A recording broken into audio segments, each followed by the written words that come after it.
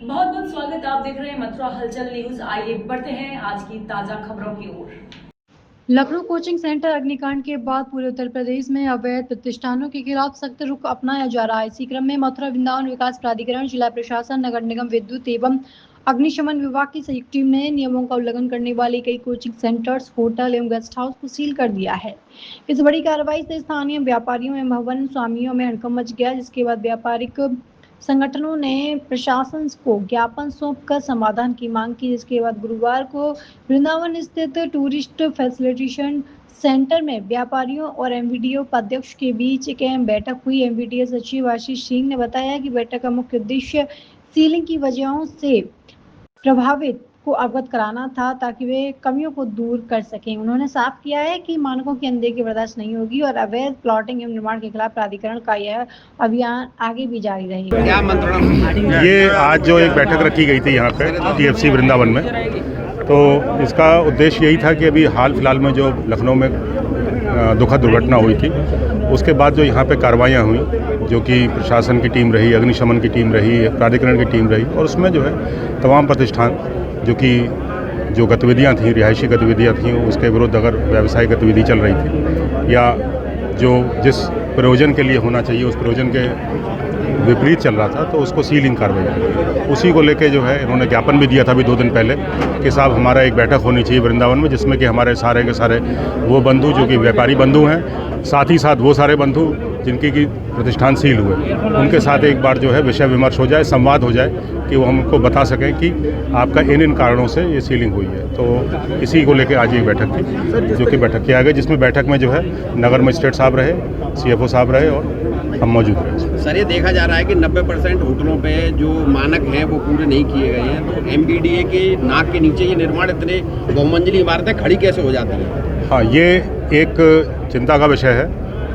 अपना हमारा ये उद्देश्य हमेशा रहता है और रहेगा भी कि जो प्रवर्तन की टीम है और प्रवर्तन का दल है, उस पर समय समय पर हम कार्रवाइयाँ करवाते रहें, और बीच बीच में कार्रवाइयाँ होती भी रहती हैं। आपने देखा होगा, आने के बाद जो है मैंने पूरा प्रयास किया है और हमारा भरसक प्रयास रहता है कि हम जितनी भी अवैध कॉलोनी, अवैध प्लॉटिंग हो रही है उसको हम करवाएं। सारे मीडिया बंधु मौजूद हैं, मुझे बहुत ही सौभाग्य का अवसर है इस जगह। मैं हमेशा ये शब्द बोलता हूँ कि जब भी आपको इस तरह का लगता है कि आप अगर कहीं भी प्लॉटिंग, कहीं भी इस तरह का अवैध जो है कॉलोनी हो रही है और इसमें आप अपना जो है गाड़ी कमाई लगाते हैं, तो एक बार जो है हमसे, प्राधिकरण से एक बार अवश्य जान लें कि साहब हम यहाँ पे पैसा लगा रहे हैं, अपना धन लगा रहे हैं, क्या ये वैध है या अवैध है, या ये प्राधिकरण के द्वारा अधिकृत या मान्यता प्राप्त है कि नहीं है। तो हम इसको देखते हैं। आज जो बैठक थी वो विषय ये था कि जितने भी इस तरह के प्रतिष्ठान हैं जो कि मानक के अनुरूप नहीं चल रहे हैं, तो वो जो, चूँकि ये एक लंबी प्रक्रिया है या इस तरह का प्रक्रिया है जिसमें कई सारे नियम उपनियम हैं, तो उन नियम उपनियम के पालन करते हुए उसको वो चलाएं। प्राधिकरण हमेशा सदैव उनके साथ। सर, आपके द्वारा जो आश्वासन दिया गया है, आपके द्वारा आश्वासन दिया गया सिंगल विंडो की व्यवस्था यहाँ पर की जाएगी, तो वो कब तक की जाएगी? यहाँ पे देखिए, कल से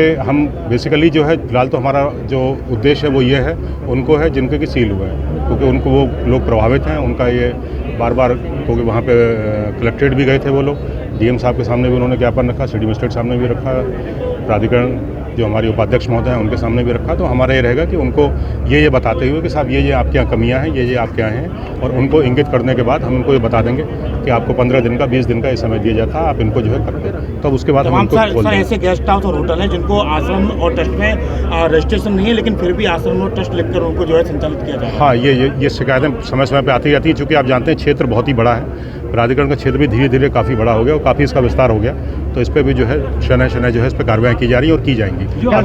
कुछ स्वयंभू संतों ने आश्रम बना रखे हैं, लेकिन उनमें गेस्ट हाउस चल रहे हैं, बाकायदा रसीद कटती है और मोटा पैसा लिया जाता है। क्या उन स्वयंभू संतों के आश्रमों पे भी प्राधिकरण द्वारा कार्रवाई होगी? हाँ, इनकी भी अगर मिलेगी और कोई भी शिकायत होगी तो हम अपने, मतलब व्यक्ति विशेष या कोई भी बताता है कि यहाँ पे ये जगह ऐसी है जहाँ पे कोई नियम का पालन नहीं है, यहाँ पे किसी भी तरह का जो है मानक का पालन नहीं किया जा रहा है, तो वहाँ पे भी जो है नोटिस। बिहार के मेन गेट पे ही 2-3 हजार गज की जगह जो आश्रम लैंड में है और वहाँ बहुत बड़े बड़े गेस्ट हाउस बने हुए हैं, वो प्राधिकरण की नजरों से कैसे बचे रहे, ये एक सोचने का विषय है। नहीं, ये बात जो है अभी जब मीटिंग हुई तो इसमें भी लाई गई और क्या कहते हैं, जो मेरे संज्ञान में आ गई है और सभी लोगों के संज्ञान में आई है। मैं ही नहीं, यहाँ पे जो हमारे और जो प्राधिकरण के इंजीनियर्स हैं वो भी यहाँ पे मौजूद हैं, उनके भी संज्ञान में आए। तो हम सर, इसको इन कार्रवाई के दौरान देखा गया कि कई गेस्ट हाउसों या होटलों में गलत गतिविधियां मिलेगी, क्या उन पर क्या किस तरह की कार्रवाई होगी अगर मैं अगर जिन पर मिलती है? अगर भविष्य में मिलती है तो आप जानते हैं, फिर तो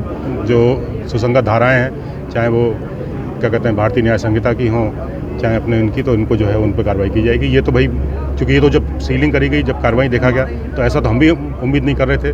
सिटी मजिस्ट्रेट साहब हमारे साथ मौजूद हैं, वो भी ऐसा आशा नहीं कर रहे थे कि यहाँ पे इस तरह का देखने को मिलेगा, लेकिन देखने को मिला, थोड़ा सा अच्छा नहीं लगा। सचिव महोदय, एमबीडीए के द्वारा जो बिल्डिंगें बनाई गई हैं उनमें खुद में अग्निशमन के मानक पूरे नहीं है, आज तक नहीं बने। रुक्मणी विहार गोल चक्कर पे 100 फ्लैट की एक बिल्डिंग बनी हुई है जो समाजवादी के नाम से जानी जाती है, उसमें पेमेंट होने के बाद भी आज तक फायर का काम पूरा नहीं हुआ है। क्या कारण है? ये आपने जो है विषय जो है आपने भी परसों भी उठाया था, तो हमने कहा था कि हम इसको जो है इसको दिखवाएंगे, इसको मैं दिखवाता हूँ। अगर ऐसा नहीं तो इसको हम पूरा करवाना हमारा कर्तव्य, इसको हम करवाएंगे। सर, अक्सर देखा जाता है कि इस तरह की बड़ी घटनाएं होती हैं तभी प्रशासन जागता है, इस तरह की मुहिम बार बार क्यों नहीं चलाई जाती? हाँ, चलाए जाने चाहिए, ये बात सही है बिल्कुल। और लेकिन आपको देखेंगे तो बीच बीच में ये सब जो है चलते रहेंगे। कई बार क्या होता है, संसाधन की कमी या फिर मानव संसाधन की कमी, इतना ह्यूमन रिसोर्सेज नहीं होते, इतना लोग नहीं होते और कार्य के अधिकता कारण नहीं हो पाते। लेकिन हाँ, ये अब आप देखेंगे बीच बीच में समय समय पर चलता है। 90% आवासीय में व्यवसाय